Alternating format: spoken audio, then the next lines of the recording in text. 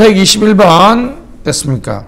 포트남 사회자본 옳지 않은 것은 1번 이탈리아 지방정부의 제도적 성과와 관련하여 남부의 성공하지 못한 지역과 북부의 성공한 지역의 비교. 이거 완벽한 설명이죠. 그죠? 남부와 북부의 차이가. 자, 이탈리아 지방정부의 제도적 성과라는 것도 좀 중요한 맥락이고요. 2번 신뢰 사회 네트워크 지역 금융. 3번 사회자본은 스스로 창출되면서도 오랜 기간에 걸쳐 구축되고 나면 짧은 시간 내에 이건 맞죠? 쉽게 사라지지 않는 성격. 이해하셨죠? 됐습니다. 자, 4번 사회자본이란 참여자들이 공동의 목적을 추구하기 위해 효율적으로 일할 수 있도록 만드는 조건. 아, 진짜 완벽한 표현이죠. 그죠? 됐습니다. 딱 봐도 답은 2번이죠. 그죠? 지역금융 아닙니다. 빠진 게 뭐예요? 호혜규범이죠. 호혜규범. 호혜규범. 뭐 평등 같은 거죠. 이건 이제 다 합쳐서 이걸 다른 말로 하면 이걸 공동체주의라 그래. 공동체주의. 공동체주의는 여러분 개인보다는 공동체가 우선한다는 게 아니라 공동체 구성원들이 공동체 운영에 관한 합의된 호혜규범이 존재하고 거기에 따라서 행동하는 거죠. 됐습니다. 자, 122번 사회자본의 옳은 것으로 모두 그러면 기업, 네트워크 규범, 신뢰.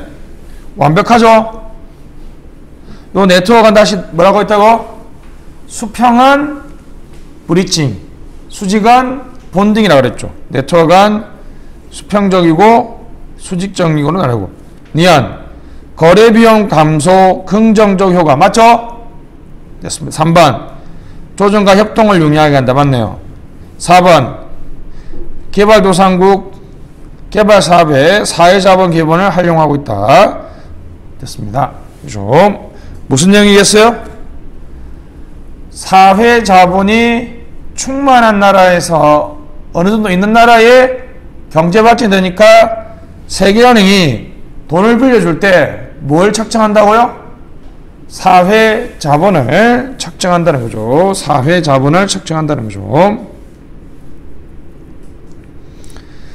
미암, 후쿠야마, 한국에서 만연한 불신은 사회적 비효율성이 원인이라고 했고, 사실, 그죠? 있습니다. 다 맞는데, 미암도 맞는데. 근데 이거 객관식 시험 문제 내는 선생이 이런 한국을 비난하는 이런 걸, 그죠? 굳이. 솔직히 사회자본, 이거는, 이건, 내가 얘기했지. 잘 봐요. 후쿠야마가 썼던 유명한 책이 뭐라고? 트러스트야, 트러스트. 트러스트. 이제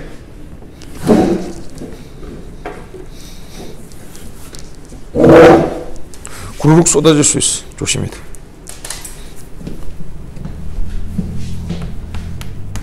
(95년일) 겁니다, 아마. 그렇죠. 후쿠야마가 왜 이렇게 칭찬받는지 아세요? 그 유명한 역사 논쟁, The End of History라는 유명한 논문을 썼는데 그 다음 책이 이겁니다. 트러스트. Social Virtue of Creating 대충 이런 거예요. Prosperity.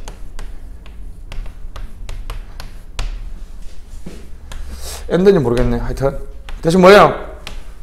신뢰, 사회 신뢰, 사회의 미덕이며 뭘 창조해낸다? 번영을 창조해낸다는 거죠. 그러니까 푸트남이 이걸 이야기하고 나서 이 사람이 낼름 받아가지고 이 책을 써가지고 엄청나게 세계적으로 유행해졌는데 이 책의 내용이 뭔지 아세요? 그래서 고신뢰 국가는 미국하고 일본이고 저신뢰 국가는 이탈리아하고 한국이라고 얘기했다고요. 그래서 우리 그때는 어떻습니까? 우리가 기분 나쁘지만 어쩔 수 없지. 근데 이거는 내가 보니까 사회자본 요즘 욕 많이 먹어. 이 틀렸잖아. 여기는 트럼프 나와서 지금 봐봐. 미국 국회의사당 쳐들어가는 거 봐봐요. 여기는 지금 1990년대부터 지금 2020년까지 완전히 죽쓰고 있죠. 이 사회자본 이론 틀렸어요. 과대포장된 이론이라는 비판도 많습니다. 사회자본이 충만하다면 이 일본이 적어도 뭐 더원 경제발전의 유일한 요소는 아니더라도 적어도 원 오브 댐은 돼야 되겠죠. 그죠? 일본이 사회자본이 많다면 그건 경제발전 안 되고 정치는 완전히 개판 아니야 거기? 이론이 그래서 욕 많이 먹어요. 근데 이 나라 어때요? 저신뢰 국가인데 쭉쭉 올라가고 있죠. 올해도 OECD 36개 국가 중에서 경제 성장률이 1등인가 2등이잖아. 작년에 우리나라 여러분 GDP가 세계 10위를 달성했어요. 약 환율이 1,000원으로 했을 때 1,500조 정도 되겠던데요. 조금 이런 지문을 넣는 선생이 나는 내가 보면 진짜 공부 하나도 안 하는 선생이지. 이런 거는 넣을 수 있잖아. 팩트. 예를 들면 푸트남이 말했다. 이거 맞지? 이것도 맞아. 이것도 팩트인데 이건 지금 이 사람 공부 안 했어. 내가 보기엔 문제 내는 사람. 지금 엄청나게 학교에서 욕 많이 먹습니다. 사실. 그러니까 그때 당시에는 내가 이 공부할 때는 와 그냥 이거만 외워서 달달달 쓰면 정말 잘 나왔다고. 내가 이때 좀 공부했거든요. 이후에 책이 없었는데 그 다음 이후에 역사가 이상하게 바뀌어가지고 이상하게 바뀐지 모르겠지만 하여튼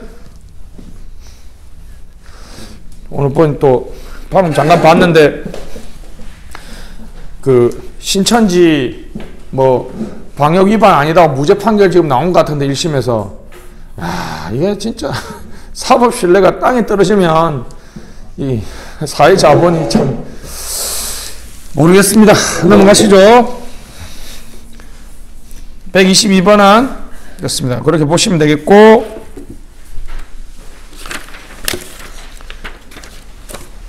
123번 한번 보시죠. 사회자본 옳지 않은 것은 신뢰와 네트워크를 통한 과도한 대외적 개방성에 대하여 많은 비판을 받고 있다.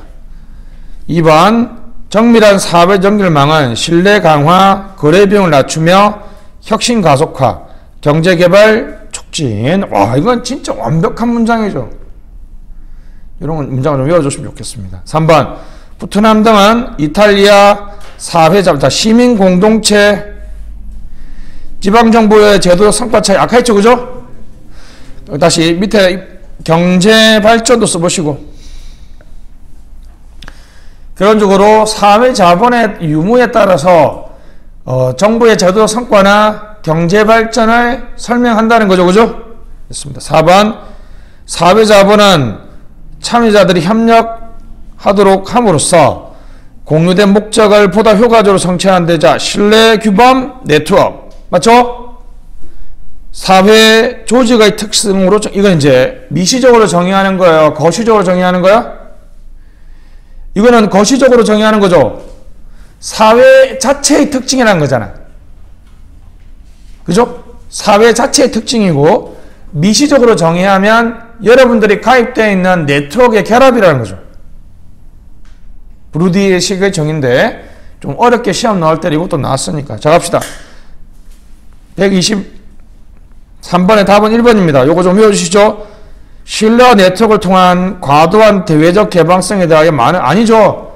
신뢰와 네트워크를 통해서 수평적 네트워크가 확산되면 오히려 더 사회의 결속감이 더 좋아진다 그랬죠. 사회적 연대도 높아진다라고 얘기했습니다. 123번 좀 봐주시고요. 124 5는 넘어가시고 126 보시죠. 사회자본의 가장 옳지 않은 것 1번 사회자본 신뢰 강화 거래 비용 감소 2번 경제적 자본에 비해 형성 과정 불투명 3번 사회적 제재력 제공한다 5번 동조성을 요구하면서 개인의 행동이나 사적 선택을 촉진해요. 공적 선택을 촉진해요. 공적 선택을 촉진한다 그랬죠? 공적 선택 됐습니다. 쉽게 말하면 공익 추구라는 거죠. 이게 같은 말이 뭐라고요? 단기적 이기주의를 버리고 장기적 이타주의적으로 행동하도록 한다는 거죠. 됐습니다. 5번. 집단 결속력으로 인해 다른 집단 관계에 있어서 부정적 효과. 이게 뭐죠, 이게? public bad죠. public bad. 내가 맨날 얘기하는 뭐예요? 남혐, 여혐, 이런 거. 여자 집단이나 남자 집단에 형성되어 있는 호혜규범이나 사회자분은 공동체 결속감을 훼손하고, 옛날식으로 말하면 이건 예를 들기 싫은데 어쩔 수 없네요. 지역감정, 지역주의 같은 것도 우리 국가 전체적으로 보면 그 지역에 있잖아요. 경상도 지역이나 전라도 지역에서는 그 지역에서는 호혜규범이죠. 근데 우리 국가 전체로 보면 그것은 사회 통합이나 결속감 형성에 크게 기여하지 않습니다. 그죠? 됐습니다. 우리나라 일반 국민들이 가장 많이 가지고 있는 거는 그거 아닌가? LGBT, 성소수자들에 대한 편견들. 이런 것도 나쁜 사회자본이죠. 나쁜 사회자본이죠. 그죠? 상당히 나쁜 사회자본입니다. 또 하나 더 있죠. 난민. 아직까지 우리나라 국민들 그 정도까지 개방적이진 않죠. 근데 반대로 이야기하면 우리나라 국민이 만약 그만합시다. 이건 넘어가시고. 자, 127번 됐습니다. 거버넌스 연계망 단점. 이게 단점이 시험에 나온 게 특이하죠. 옳지 않은 것. 분절화로 인한 집행 통제의 어려움, 정보 부족으로 인한 조정의 어려움, 서비스 공동 생산에 따른 책임 소재의 불분명, 이해 당사자 간 상호 우호적 관계의 필요성 증가. 답은 딱 봐도 4번이죠. 이건 단점이 아니죠. 그죠? 필요성 증가한 거 맞고. 128번입니다. MPS. 여기서부터 이제 물론 뭐 신공공관리부터 많이 넣어줘. 그죠? 자, 옳은 것 1번. 민주적으로 선출된 정치 지도자에게 책임성 확보. 이건 무조건 X예요. 알았죠? 됐습니다. 이거 시험 많이 나옵니다. 이건 대리인 체제죠.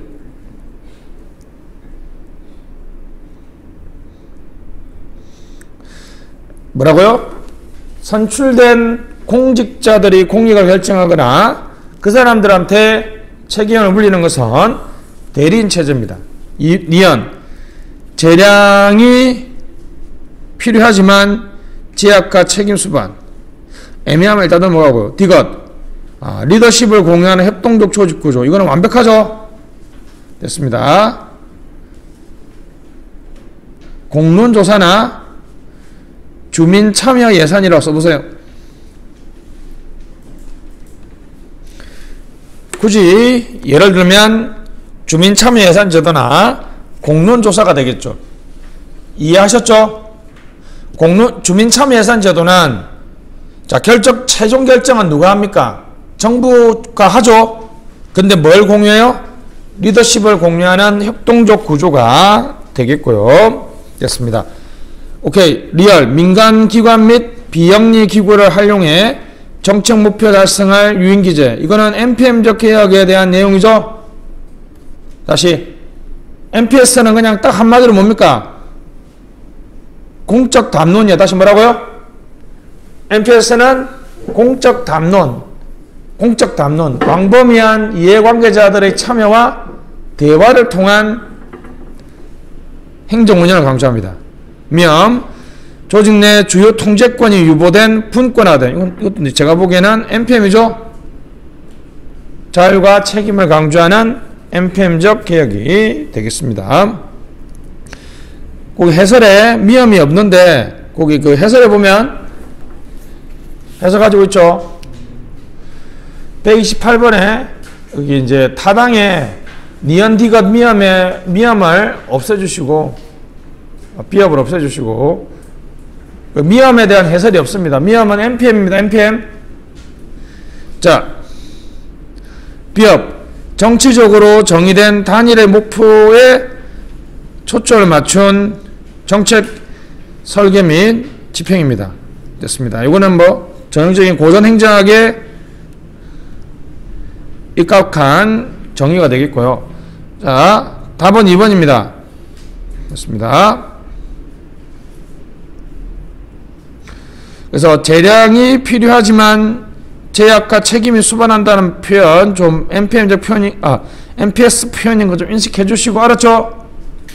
기출지문을 좀 봐야 되겠습니다. 이거 2019년 서울 7급이거든요. 작년에 안 나왔으니까 뭐 이제 조금 기대 좀 해봐도 되겠죠. 디귿 지문은 많이 봤잖아요. 니은 지문을 좀 신경 좀 써주십시오. 재량이 필요하지만 제약과 책임이 수반된다. 됐습니다. 129번 NPS 거리가 잠깐만요.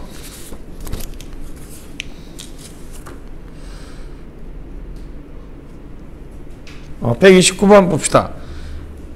거리가 먼 것. 생산성과 더불어 사람 가치 강조, 책임의 복잡성과 다주체성, 전략적 사고와 민주적 행동, 관료 역할, 방향 잡기가 아닌 봉사하기를 강조한다. 됐습니다. 그죠?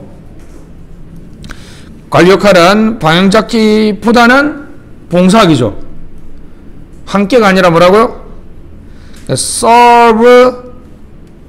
serve then steering 또는 steer. 그죠? 방향 잡기보다는 봉사하기를 강조한다는 거죠. 여기서 말하는 봉사는 제가 말한 것처럼 뭐라고요? 봉사가 아니라 헌신이에요. 헌신. 됐습니다. 그래서 헌신입니다. serve then steer. 특별한 무슨 서비스를 제공하는 게 아니에요. 알았죠? PSM 써서 PSM. 아시죠? 뭐가 많은 관료들, 공직 봉사 동기가 많은 관료들의 헌신과 봉사를 강조한다는 거죠. 헌신과 봉사를 강조합니다. 그래서 이제 2번. 참, 그죠? 이건 표현이 좀 아산한데, 원문에 어떻게 되어 있어요? Accountability is not simple. Accountability is not simple. 책임은 단순하지 않다. 그래서 그런 서빙 과정에서 헌신했느냐, 공익적 절차를 지켰느냐, 다양한 참여자를 참여시켰느냐, 헌법 가치를 구현했느냐 등 다양한 관점에서 물어본다는 거죠. 130번 신공공 서비스. 옳은 것은 노적기보다는 방향잡기. 틀렸죠. 됐습니다. 협상 중재 기능을 담당한다. 3번 공익을 행정활동에 생성되는 부산물. 민주적 담론 과정의 부산물이죠. 뭐라고 제가? 자, 주민참여예산제도를 잘 설계하면 거기에서 결정되는 예산은 당연히 공익을 달성할 수밖에 없겠죠. 주민참여예산제도라는 민주적 담론 과정의 부산물. 저는 이게 바이 프로덕트인데 제가 뭐라고 했어요? 부산물로 번역하지 말고 결과물로 번역하면 됩니다. 제가 뭐라 했어요, 여러분? 부통령을 영어로 뭐라 그런다고 그랬어요? 대통령의 종속되는 거니까 by president입니다. 재보궐선거가 뭐라고요? 원래 선거를 잘못하면 자연스럽게 생기는 결과물이죠. 부산물이죠. by election이에요. by election은 우리나라식으로 번역하면 재보궐선거예요. 그래서 결과물이다, 부산물이다. 3번 틀렸죠. 행정활동이 아니라 담론 과정과 절차의 부산물이고. 4번 경쟁원리 틀렸죠. 경쟁원리는 딱 봐도 NPM이고. 5번 기업가적 목표 아니죠. 그죠. 재량을 허용한다. 위에 이제 제약과 책임이 수반된다. 그죠. 아까 위에서 우리 128번에 봤죠. 제약과 책임이 수반된다. 그것까지 이해해 주시면 좋겠습니다. 이제 130번에 5번도 그죠. 재량 인정하지만 제약, 책임 인정합니다. 넘어가시죠.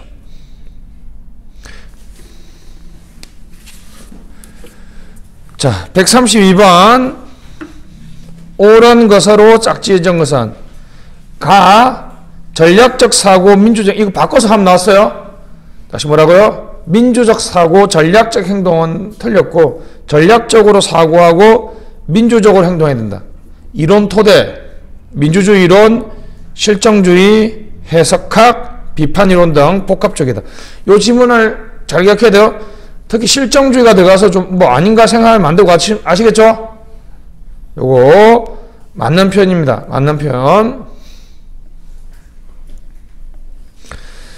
자, 그 다음에 공익을 공유가치에 대한 담론에 맞춰봐라. 담론의 결과 맞죠? 결과 이게 아까 결과가 뭐라고? 부산물이요. 법, 공동체, 정치규범, 전문성, 시민이익 존중 등 다면적 책임성 완벽하죠? 다면적 잠깐만요. 앞에는 아까 무슨 책임이라고 그랬더라? 복잡성, 다차원성이네요. 다면적 같은 말이에요. 다면적, 복잡성, 다차원성.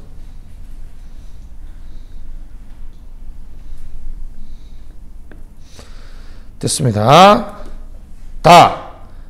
공공서비스의 이상을 인간에게 가장 높은 가치와 초점을 부여하는 것으로 설정하여 조직은 인간을 존경하는 인간 존경 및 협동과 공유의 리더십. 됐죠? 협동과 공유의 리더십. 이걸 여러분 조직 인도주의라고 써보세요. 앞에 거. 공무원들을 생산성의 수단으로 대하지 말고 공익의 구현자로 인간적으로 대우해야 된다는 것을 뭐라 그런다고요? 조직상의 인도주의, 조직 인도주의, 조직 인간주의라고 그럽니다. 협동과 공유된 리더십은 맞는 얘기고요. 책임성 합과 방법은 민주적으로 이거 아니라고 그랬죠? 이거 아니라고 그랬죠? 이거 공익도 이 사람들 결정하는 거 아니라고 그랬죠? 공무원의 반응 대상을 시민보다는 고객 틀렸죠? 됐습니다. 여기서는 여러분 뭐라는지 알아요? 구분이 잘 안 되겠지만 자 보세요. 커스텀 고객 찾았죠? 지문에 위에다 npm 써보세요. 옆에 공간 있거나 밑에 공간 있죠? 자, 파트너 써보세요. 파트너. P-A-R-T-N-E-R. NG죠. 뉴가버넌스에서는 뭐라고요? 파트너죠. 파트너. 자, 밑에 됐죠? O-W-N-E-R. 뭐예요? 소유자죠. 정부의 오너라고. NPS에서는 시민을 정부의 오너로 본다. 오너. NPS에서는 오너로 본다는 거죠. 굳이 구분하자면 이런 느낌인데 파트너나 오너나 느낌이 비슷하죠? 그 두 개를 또 특별하게 구분하지는 않습니다. 그래서 가나다가 맞았다 이렇게 볼 수 있습니다. 됐습니다. 자, 나머지는 보시면 되겠고 136번 요거 별표해 주시고 앞으로 공론조사는 제 개인적인 추측인데 한 최소 2번 이상은 더 나올 거예요, 아마. 원체 중요한데, 중요한 거에 대비해서 시험 문제 많이 안 나왔어요, 제가 보기엔. 자, 가시죠. 공론조사 옳지 않은 것은 조사 대상자들을 한 곳에 모아 일정 기간 동안 공론화 과정 위에다가 수기 써보세요, 수기. 성찰, 됐죠? 이게 심의.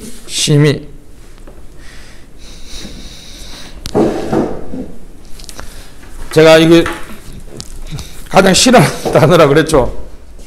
deliberative.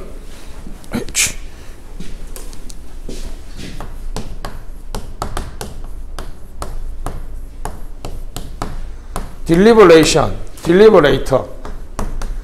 이게 무슨 뜻이에요? 이게 이제 우리나라 말로 그냥 다 써버릴게요. 최근 정치학에서 가장 구현하고 싶은 민주주의, deliberative democracy. 원래 절대군주에서 간접민주가 됐었죠. 무슨 체제? 대리인 체제였잖아요. 일가 87년 민주화 항쟁으로 촛불 시위 이후에 이제 국민들이 직접 투표를 많이 했죠. 여기까지는 투표를 많이 하고 적게 하고의 문제죠. 근데 이제는 투표가 아니라, 투표는 여러분 aggregate 맞나? A, G, G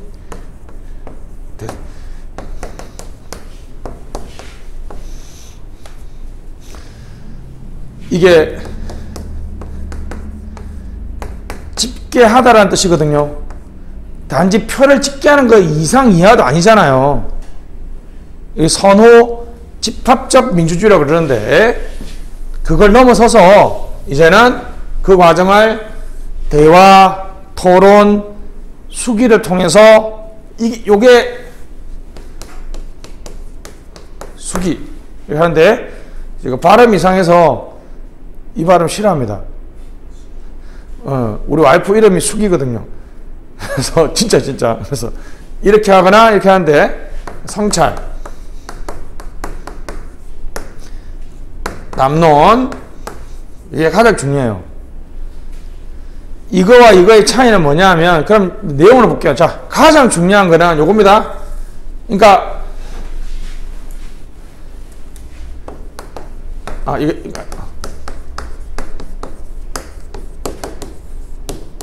자, 미리 여러분 올해 붙을 걸 대비해서 면접에서 봉사활동 해보신 적 있으세요? 물어보면 뭐라고 대답할까요? 없는데 고등학교 때 3시간 봉사활동한 거 지가 짜서 억지로 얘기하지 말고 오늘 꼭 한번 들어가 보세요. myBudget.go.kr이 있습니다. 뭘까요? 국민 참여 예산 포털이에요. 느낌 있잖아. 내 예산이죠. 들어가서 여러분들이 무슨 동에 살아요? 오창동에 살아? 오창동에 쓰레기 소각장이 없어서 너무 힘듭니다. 거기 쓰레기 소각장 한번 설치해줘요. 우리나라 국민들이 사업을 엄청나게 많이 제안합니다. 제안, 맞죠? 제안을 하면 400명의 예산 국민 참여단을 뽑아요. 이 사람들이 기초 교육을 받고 400개 사업에 대해서 분과별로 나눠서 충분히 토론하고 수기하고 성찰을 합니다. 그래서 이 사람 투표를 70% 반영하고요. 여기가 선발된 사업에 대해서 일반 국민들 여론조사 30% 반영해서 예산을 편성해서 국회에 넘을 보내주는 게 우리나라 국민 참여 예산 제도예요. 여기 빨리 가서 사업 몇 개 제안하라고, 알았죠? 그래서 혹시 상 받으면 그냥 면접장 가서 안 물어봐도 제가 상 받았습니다 하면 어떡해? 바로 뽑아주지. 요건 여러분들이 손가락으로 봐도 할 수 있잖아요. 1회 국민 참여 예산제도의 1등상이 뭔지 아세요?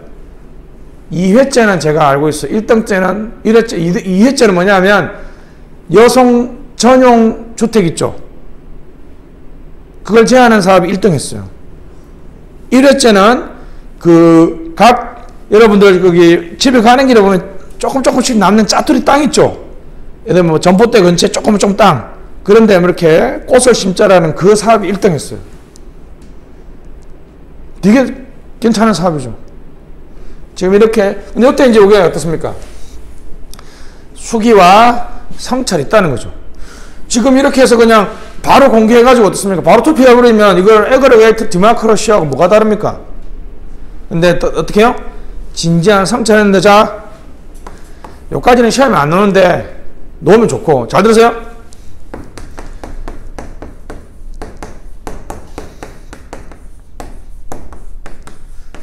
이거야. 수기와 성찰이 있었다는 증거는 뭘까?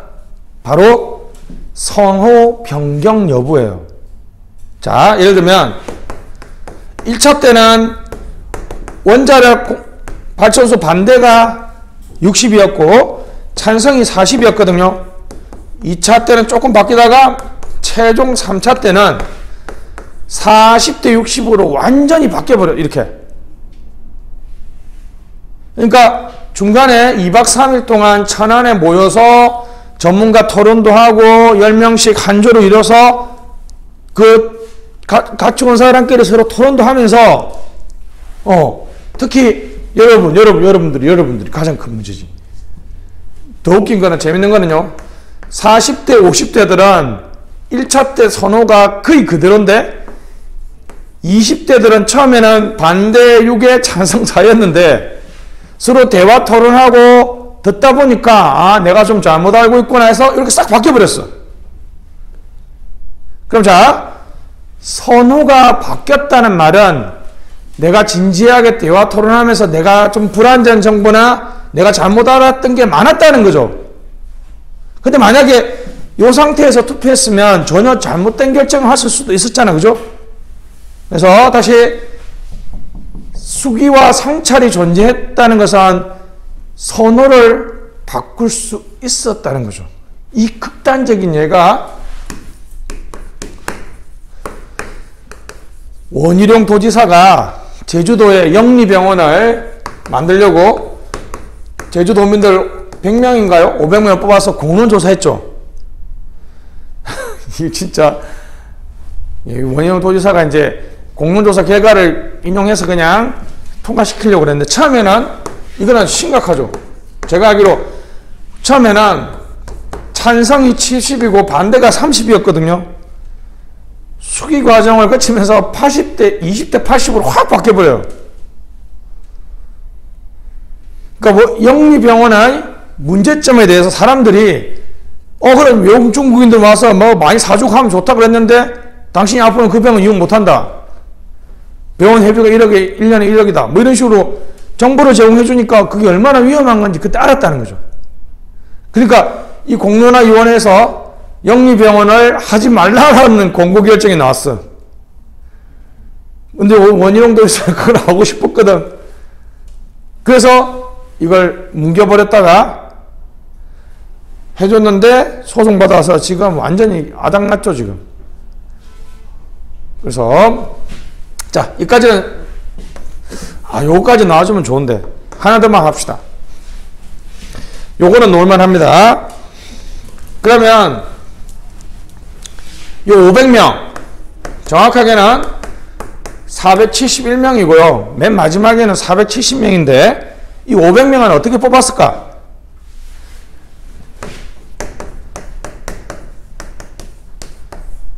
일단은 여러분이나 나나 이게 왜 평등할까? 그냥 두 문자 암기법 이거 시험 나오지는 않은데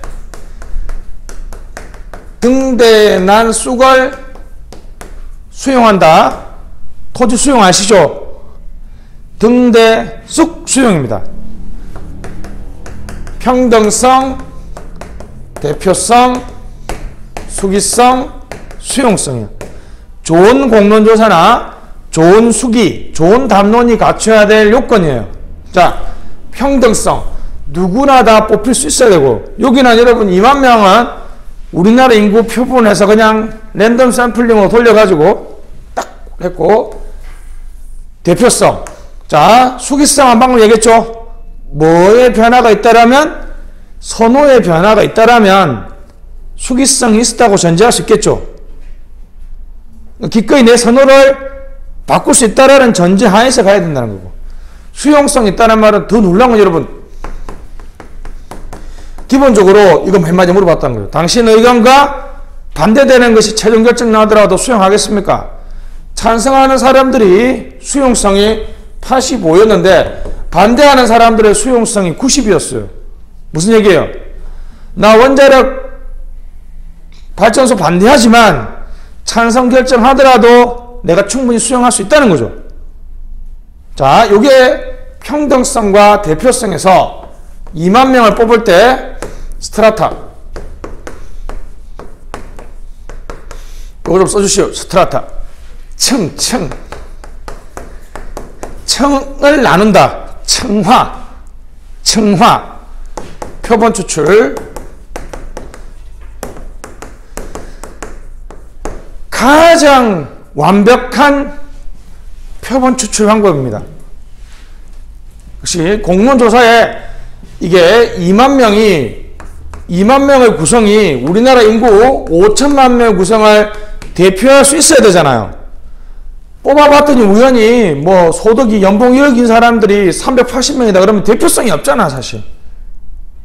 충청도 사람들이 300명이다 그러면 대표성이 없죠. 자, 예를 한번 들어볼게요. 이게 가장 쉬운 예거든요. 청주시 공무원을 100명을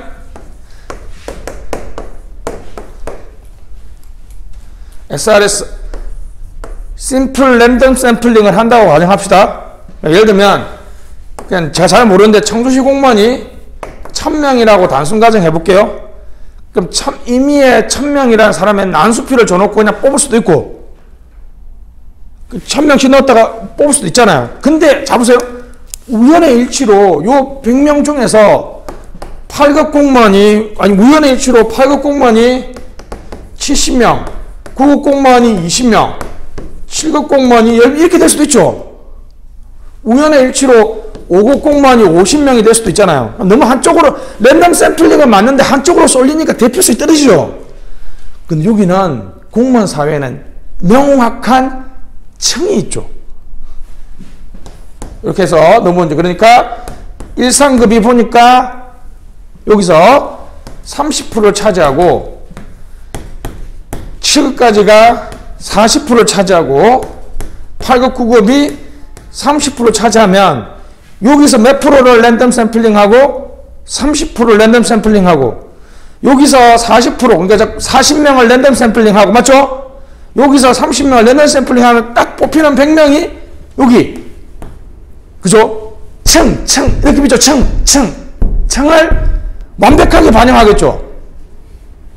그러니까 이 안에서 만약에 30%니까 여기 있는 사람 300명 중에서 랜덤 샘플링으로 뽑혔으니까 무작위 추출 맞죠? 요게 표본 추출 중에서 가장 완벽해요. 가장 완벽하다고. 층화 표본 추출입니다. 층화 표본 추출. 요렇게 해서 2만 명한테 나는 그래서 여러분이나 나 다 뽑힐 수 있었으니까 평등한 거 맞죠? 그래서 온 사람들이 물어보는 거예요. 원자력 공사 찬성하세요? 반대하세요? 저는 뭐 찬성합니다. 반대합니다. 맨 마지막 질문 뭔지 아세요? 혹시 공론 조사 하시면 오실 마음 있으세요? 라고 물어본 거야. 예스 한 사람 중에 다시 랜덤 샘플링을 해서 그때 몇 명을 뽑았다고요? 500명을 뽑은 거죠. 그래서 천만다행인 게 이건 요 얘기까지 합시다.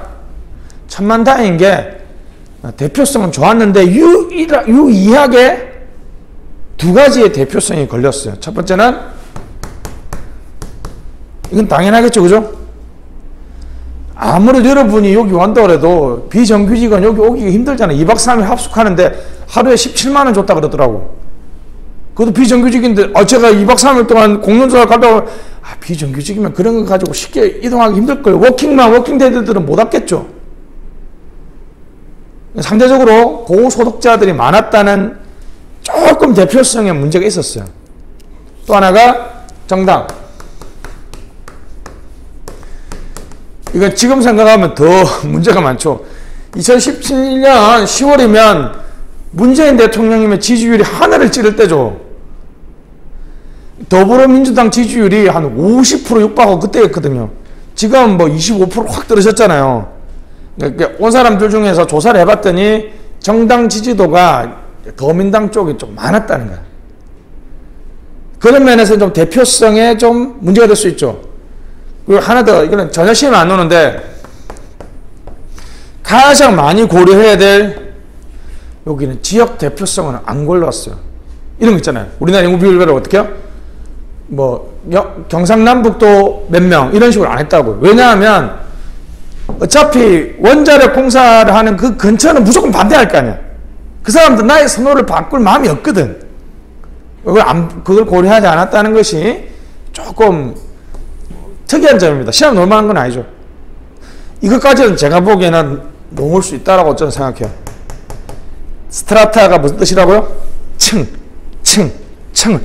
명확하게 딱 층을 나눠서 층별로 랜덤 샘플링을 하면 대표성을 확보할 수 있다는 거죠. 대표성을 확보할 수 있다는 거죠. 됐습니다.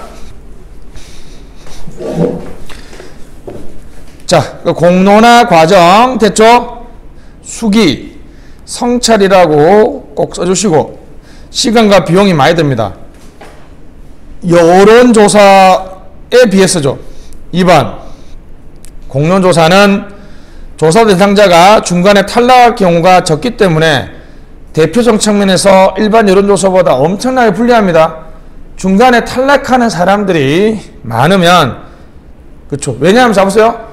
여론조사는 중간에 하다가 그만두면 그죠? 사창동에 사는 30대 그 전화번호 돌려서 그냥 계속 전화 받을 때가 돌리면 되는데 이 사람들 처음부터 쭉 이렇게 해왔는데 갑자기 그만둬버리면 다시 그 사람을 대체할 사람이 없죠. 이게 가장 큰 문제점이에요. 이번 우리 공론조사에서는 사실 이게 크게 문제되지 않았어요. 한 명인가 두 명만 빠지고 나머지는 처음부터 끝까지 2박 3일 동안 쭉 갔다는 거예요. 됐습니다. 3번 여론조사의 수기와 토론과정 보완 정제된 국민 여론을 수렴하는 방식. 표현이 좋죠.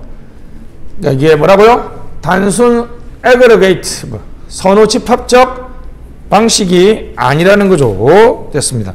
4번 우리나라도 도입한 사례가 있다 없다? 도입한 사례가 있다는 것이죠. 도입한 사례가 있습니다. 됐죠? 원자력 한 두 문제 정도 더 넣을 겁니다. 넘어가시죠. 137번 탈신공헌관리. 앞으로 여기 많이 나오겠죠? 옳지 않은 것. 성과보다는 책임성 중시하는 인사관리. 탈관료제 모형에 기반한 경쟁과 분권화. 구조적 통합, 분절화. 홀 오브 가버먼트를 뭐라고 번역할까요? 통정부 괜찮습니까? 통정부? 밑에 써보세요. 총체정부. 어떤 분은 이걸 총체적 정부, 총체정부라 그러고, 그죠? 어떤 분은 이걸 통정부라 그래요. 알았죠? 됐습니다. 뭐, 같은 표현이 뭐냐면, connected government, network government 이런 표현을 씁니다. 답은 딱 봐도 2번이죠? 관료제와 탈관료제의 조화입니다. 관료제와 탈관료제의 조화를 추구한다는 것이죠. 됐습니다. 자, 138번은 쉬우니까 넘어가시고 139번 딜레마 모형입니다. 됐죠? 자, 1번 정부활동의 기술적 경제적 합리성 중시. 정부가 시장화 힘을 활용해 촉매제 역할. 이건 NPM이죠? 2번 전략적 합리성. 공유된 가치 창출, 시민과 지역, 공동체, 집단들 사이의 협상 중재. NPS. 느낌 있죠? NPS. 3번 정부 신뢰 강조. 정부 신뢰가 정부와 시민 협력 증진. 정보 효과성 높이는 이거는 뭐 뉴가버넌스가 되겠네요. 자, 시차를 두는 4번은 딱 봐도 뭡니까? 시차 이론이죠.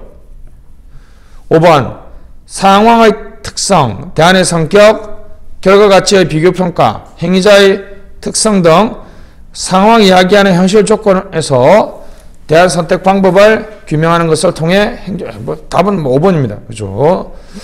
140번 딜레마. 옳은 것은 부정확한 정보와 의사결정자의 결정력 한계로 인해 발생하는 딜레마 상황에 주목한다. 전혀 이거와 상관없습니다. 기회 손실이라 써보세요. 기회 손실. 됐죠? 기회 손실이 존재하는 경우의 상황입니다. 됐죠? 이해 안 되면 제가 맨날 설명하는 게 뭐예요? 사드 써보세요. 사드를 하면 누가 엄청 마음 상해요? 사드를 하면 한미동맹이 위협받으니까 미국이 엄청 마음 상하죠. 사드를 안 하면 중국의 경제보복 같은 게 걸려들 수도 있죠. 그죠? 됐습니다. 사드.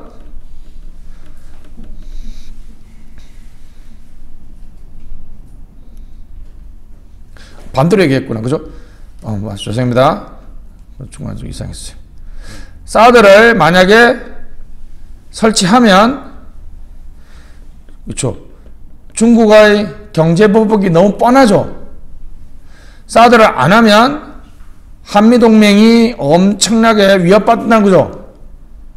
그래서 박근혜 대통령이 싸질러 놓고 간 사드를 수습한다고 문재인 대통령님이 엄청 개고생했잖아요.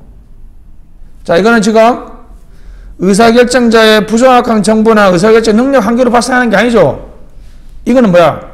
대안을 선택하면 잃어버릴 것들이 너무 큰, 그게 기회 손실이야. 기회 비용이 아니고, 그죠? 됐습니다. 2번, 비결정도 하나의 대응 행태라고 볼 수 있다. 3번, 절충안 X, 단절성, 분절성이라는 것은 시간의 이게 선택 불가피성이죠. 됐습니다. 자, 141번. 행정이론에 대한 설명 중 옳지 않은 것은 그까지 7급에 나왔으니까 여러분들이 좀 중요하게 봐줘야 되겠죠. 그죠? 변화 시작의 시간적 전후관계, 동반관계, 변화 과정의 시간적 장단관계를 사회현상 연구에 적용한 접근법. 공부 좀 하신 분들이 이것이 시차이론이라는 걸 바로 알게 되겠죠. 그죠? 정책이 실제로 시행되는 타이밍, 학습 시간, 정책 관련 요인들의 발생 순서, 선후관계라든지, 선후관계와 같은 말이 인과관계겠죠. 인과관계가 이렇게 A, B, C, D로 있으면 요 A와 B 사이에 요 이제 일단은 선후관계가 되게 중요하겠죠. 그죠?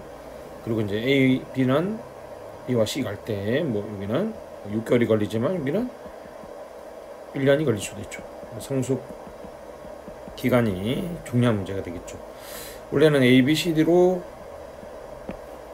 설계했는데 A, B 하고 나서 보니까 A, B보다는 D와 C를 먼저 해야 되겠다. 이렇게 인과관계가 끊임없이 변화한다는 것이죠.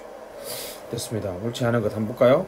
원인 변수와 결과 변수 간 인과관계가 원인 변수들 작동 순서에 따라서 달라지지 않는다는 게 아니라 작동 순서에 따라서 달라진다. 그죠? 시차 이론 핵심이 무엇을 먼저 하고 무엇을 뒤해야 되느냐. 선후관계, 인과관계를 아주 중요하게 바라봅니다. 2번, 정책 제도 도입 이후 어느 시점에 변경을 시도해야 바람직한 결과를 낳는지. 좀 성숙기간에 대한 얘기가 되겠죠.